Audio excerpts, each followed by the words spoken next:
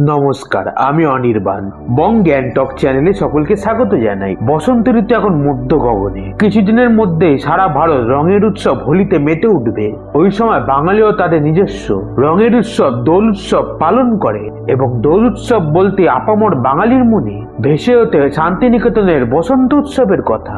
এই সময় অসংখ্য বাঙালি শান্তিনিকেতনে হাজির হয়, যার মধ্যে হয়তো আপনারাও রয়েছেন। তবে আপনারা কি জানেন এই শান্তিনিকেতনের বসন্ত উৎসবের সম্পূর্ণ ইতিহাস? এই ভিডিওটিতে সেই ইতিহাসকে তুলে ধরা হবে। তাহলে শুরু করা যাক। প্রথমেই বলে রাখি, শান্তিনিকেতনে যে বসন্ত উৎসব শুরু হয়েছিল তা কিন্তু শুরুতে দোল উৎসবের সাথে সম্পর্কিত ছিল না। এই বসন্ত উৎসবের সূচনার ইতিহাস জানতে হলে আমাদের পিছিয়ে যেতে হবে 1907 সালে। লোকমুখে কথিত আছে যে ওই বছর রবীন্দ্রনাথ ঠাকুরের কনিষ্ঠ পুত্র বালক সমীন্দ্রনাথ ঠাকুর তার কিছু বন্ধুদের নিয়ে শান্তিনিকেতনে বসন্ত পূর্ণিমার দিন ঋতুরঙ্গ উৎসব পালন করেন। সেই উৎসবের মূল উদ্দেশ্য ছিল ঋতুরাজ বসন্তকে স্বাগত জানানো। ওই দিন ঋতুদের প্রতীক হিসাবে সমীন্দ্রনাথ ও তার বন্ধুরা নিজেদেরকে ফুলে এবং রঙিন পোশাকে সাজিয়ে তোলে। এইভাবেই শান্তিনিকেতনের বসন্ত উৎসবের প্রাথমিক রূপটি জন্ম নেয়। যদিও কবিগুরু রবীন্দ্রনাথ ঠাকুর প্রতিষ্ঠিত বিশ্বভারতী আশ্রমে বসন্ত উৎসব পালনের প্রামাণ্য নথি পাওয়া যায় 1923 সালের। ওই বছরে শান্তিনিকেতন পত্রিকার 4th বর্ষের মাঘ সংখ্যায় শান্তিনিকেতনে বসন্ত উৎসব পালনের উল্লেখ পাওয়া যায়। অধিকাংশ ইতিহাসবিদদের মতে ওই বছর থেকেই শান্তিনিকেতনে বসন্ত উৎসবের জয়যাত্রা শুরু হয়। কালক্রমেই এই উৎসব নৃত্য, গীত, নাটক প্রভৃতি সাংস্কৃতিক অনুষ্ঠানে সমৃদ্ধ হয়ে ওঠে, যার অধিকাংশ সৃষ্টির পিছনে স্বয়ং রবীন্দ্রনাথের অবদান ছিল। যেমন রবীন্দ্রসঙ্গীত বিশারদ এবং কবিগুরু স্নেহধন্য শান্তিদেব ঘোষ উল্লেখ করেছেন, 1932 সালে কবিগুরু রচিত ওরে গৃহবাসী গানের তালে বসন্ত উৎসবের শোভাযাত্রার প্রচলন শুরু হয়, যার ধারা আজও বজায় রয়েছে।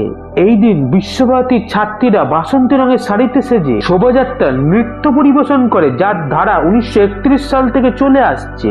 শুরু থেকে বিশ্বভারতী বসন্ত উৎসবের দায়িত্বে আশ্রমিকরা থাকলেও কবিগুরু রবীন্দ্রনাথ এই উৎসবের সাথে ওতপ্রোতভাবে জড়িয়ে থাকতেন।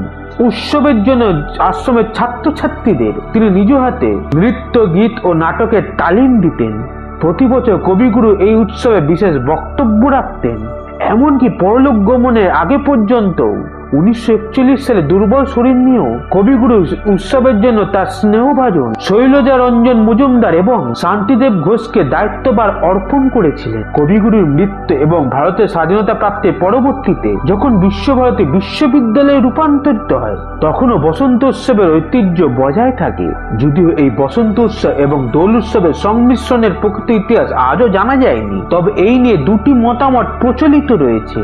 কিছু ইতিহাসবিদদের মতে এই সংমিশ্রণ রবীন্দ্র-উত্তর যুগেই ঘটেছিল, আবার অন্য দল মনে করেন এই সংমিশ্রণ স্বয়ং রবীন্দ্রনাথ ঘটিয়েছিলেন। তাদের মতে রবীন্দ্রনাথ লক্ষ্য করেছিলেন দোল উৎসবের দিন বিশ্বভারতীর তরুণ আশ্রমিকরা বিশৃঙ্খল হয়ে উঠত, তাই তিনি তাদের শৃঙ্খলা পরায়ণের উদ্দেশ্যে দোল এবং বসন্ত উৎসবের সংমিশ্রণ ঘটান, যাতে সাংস্কৃতিক ক্রিয়াকলাপের মধ্যে যুক্ত থেকে তরুণ আশ্রমিকরা বিশৃঙ্খল পথে না যায়।